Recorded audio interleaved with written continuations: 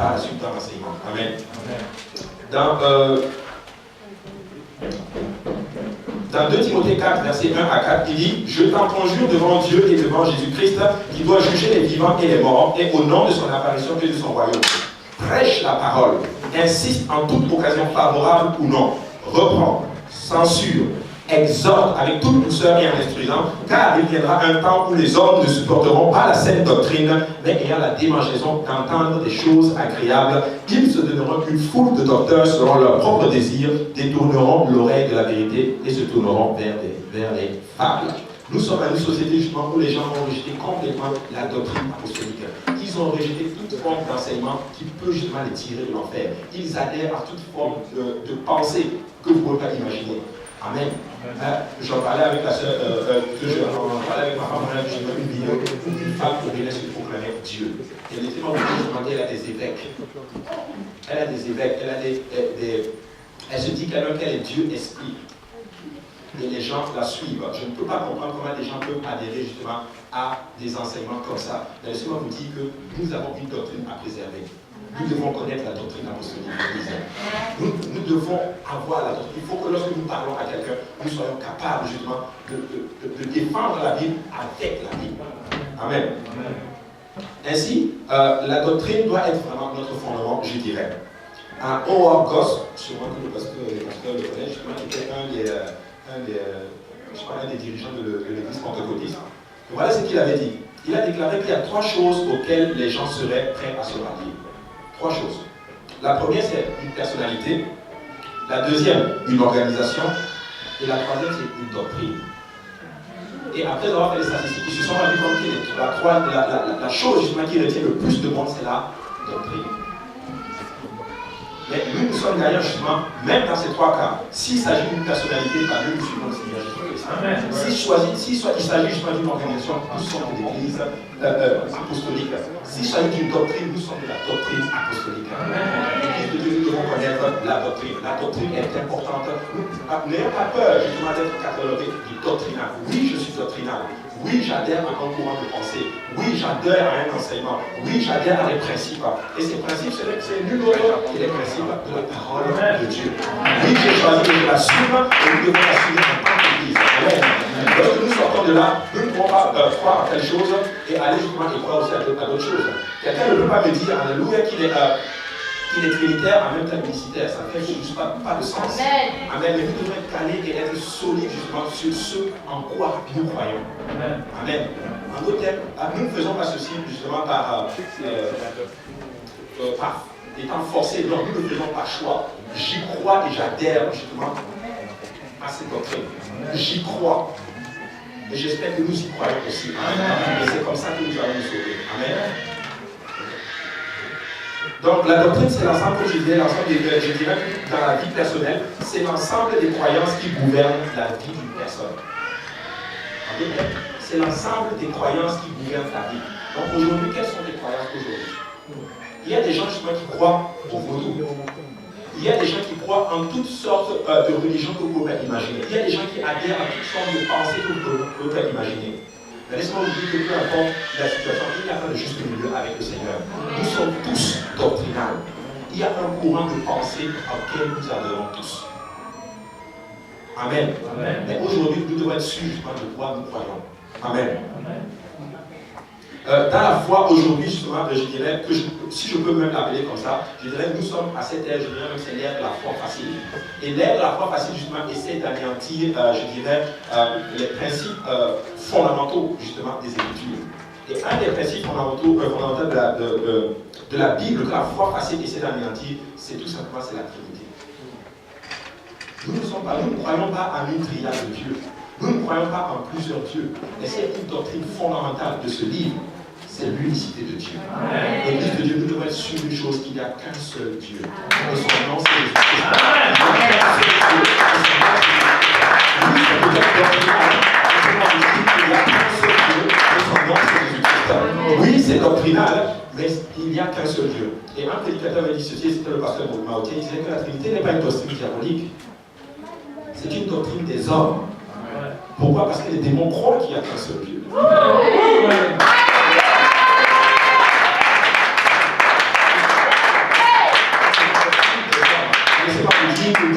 doctrinal et nous croyons qu'il n'y a qu'un seul Dieu et son nom c'est Jésus-Christ.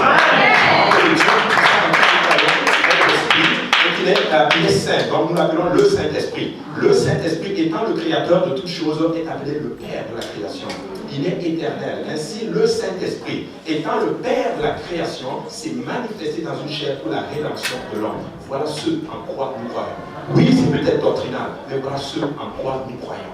Nous croyons qu'il y a un seul Dieu, et comme il est écrit, le peuple qui connaît son Dieu fera de grandes choses. Et quand tu arrives à un niveau où même tu parles à ta situation, et je suis content de le faire, Paul l'avait apporté très bien à vendredi en février, il avait dit, même des fois dans ma situation, justement, l'unicité, la doctrine, la puissance de la doctrine peut agir même dans ta situation. Peut-être que tu es malade, peut-être que tu as telle situation dans ta vie, mais regarde ta situation et qu'il a écoute situation, écoute Israël, l'Éternel, notre Dieu, est le seul Éternel.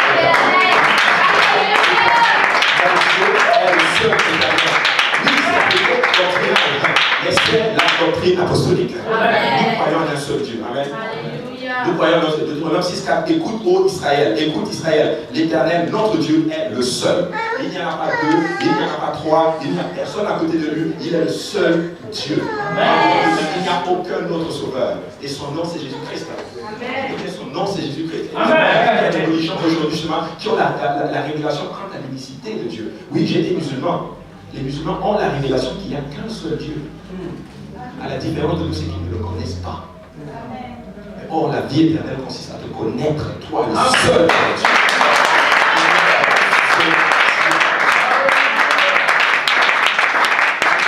Verset 5, il dit Éternel des armées, Dieu d'Israël, assis sur les chérubins, c'est toi qui es le seul Dieu de tous les royaumes de la terre. En d'autres termes, il n'y a pas un royaume sur cette terre sur lequel Jésus-Christ n'est pas roi. Il est Seigneur, il est au-dessus de tous les royaumes. Que ce soit le royaume des ténèbres, que ce soit le royaume. Alléluia, il est le seul Dieu.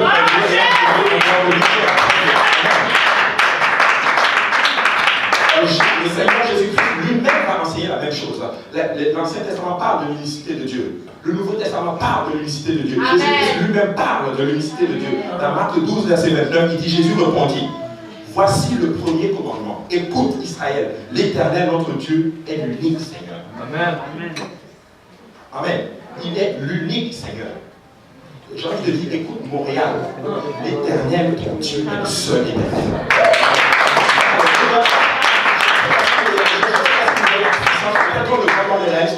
Mais je ne sais pas si vous voyez la puissance de connaître la doctrine, la puissance de ce en quoi nous croyons. Écoute, tu peux arriver dans une situation, peu importe la situation par laquelle tu fais face, tu regardes la situation et tu réalises le Dieu auquel j'ai cru est le seul. En d'autres termes, ça réduit le nombre de mes consultations d'autres termes. Si je suis dans une situation, je ne vais pas les consulter tel, je sais que l'Éternel est le seul Dieu, c'est lui que je vais voir. Et il y a une histoire comme ça justement dans la Bible. Mais avant d'aller cela, allons dans Galates 3, verset 20. Ça, c'est Paul qui parle. Nous l'avons lu plus tôt. Nous avons été édifiés sur le fondement des apôtres. Nous avons vu justement dans l'Ancien Testament qu'il était le seul Dieu. Amen. Mais regardons justement qu'est-ce que Paul dit. Il dit, or, le médiateur n'est pas seul, n'est pas médiateur d'un seul, tandis que Dieu est un seul. L'apôtre lui-même aussi annonce que l'Éternel est le seul Éternel. Les apôtres annoncent qu'il est le seul Éternel. Jésus annonce qu'il lui-même est le seul Éternel. Et les apôtres le confirment. Amen. Amen. De la bouche de deux ou trois, que toute vérité soit établie. Amen. Ainsi, le peuple qui connaît son Dieu fera de grandes choses. Mais regardez, dans Ésaïe 36 et 37, il y a une histoire extraordinaire qui m'avait beaucoup frappé. J'ai eu peut-être l'occasion par la grâce du Seigneur de l'enseigner à plusieurs reprises, mais j'aimerais justement par la grâce de Dieu le partager ici. Je ne sais pas si vous connaissez Sanchérib, si vous connaissez Ézéchias, pour ceux qui ont lu l'histoire, mais la Bible nous enseigne justement que Sanchérib, qui était le roi d'Assyrie, se lève comme cela, il attaque Juda. La Bible dit qu'il avait même pris les villes fortes de Juda. Amen. Je ne sais pas si vous réalisez, il s'est attaqué à Juda. Il s'est attaqué à l'adoration. Le pasteur de justement a parlé de l'adoration. Il s'est attaqué à l'adoration. Ne t'étonne pas que lorsque tu viens dans la maison du Seigneur, s'il y a une chose sur laquelle tu as du mal à faire, c'est l'adoration.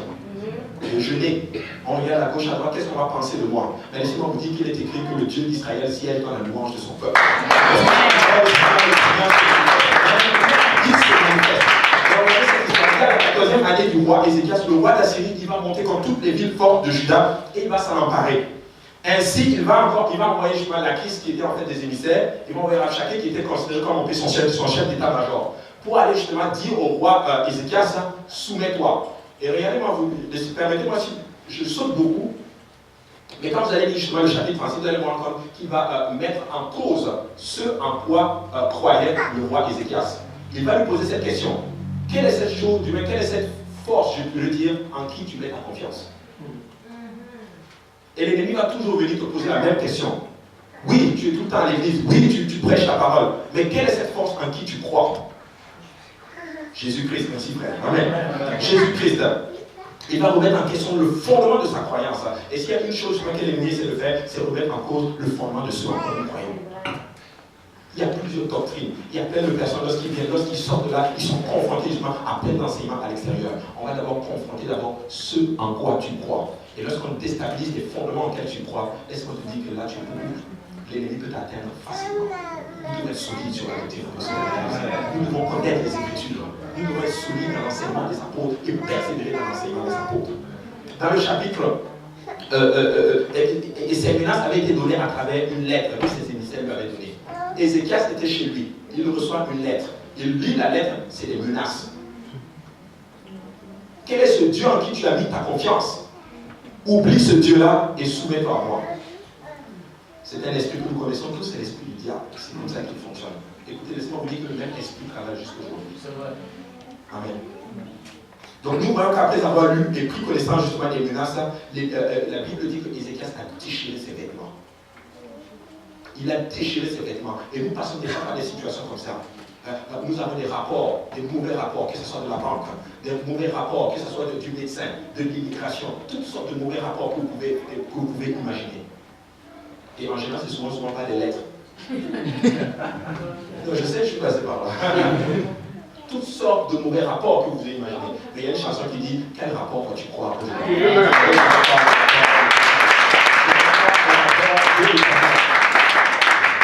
Ainsi, justement, dans Ésaïe 37, à partir du verset 14, la Bible dit que Ézéchias prit la lettre de la main des messagers et la lut.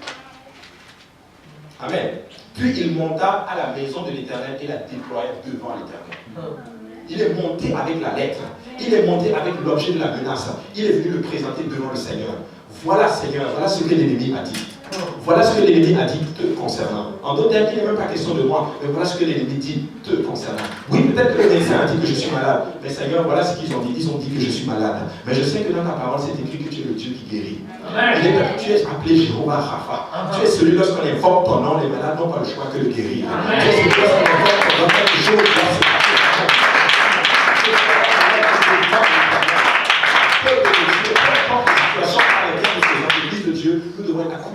nous devons avoir la coutume de venir avec cela dans la maison du Seigneur. Je suis content pour les requêtes, souvent, quand il y a souvent des jeux de prière, nous les étalons à l'hôtel. C'est pareil. J'aime beaucoup cela parce que c'est la même pensée. C'est comme le même esprit qui animait Ézéchias. Oui, je monte avec mes requêtes et je les dépose devant l'autel. Et quand vous venez devant l'autel, donnez de la révérence à l'autel. Parce que c'est la présence du Seigneur se manifeste là. Et moi, je sais que quand je dépose une requête devant le Seigneur, oui, c'est traité devant le roi. Oui, c'est traité devant le roi. Il dit Éternel, mais regardez la prière qu'il va adresser au Seigneur. Il va faire référence à la doctrine fondamentale de sa vie, qui est la doctrine fondamentale d'Israël. Il dit Éternel des armées, au verset 16, Dieu d'Israël, assis sur les chérubins, c'est toi qui es le seul Dieu. De tous les royaumes de la terre, c'est toi qui as fait les cieux et la terre. Il est venu avec la doctrine d'église. Il est venu avec le fondement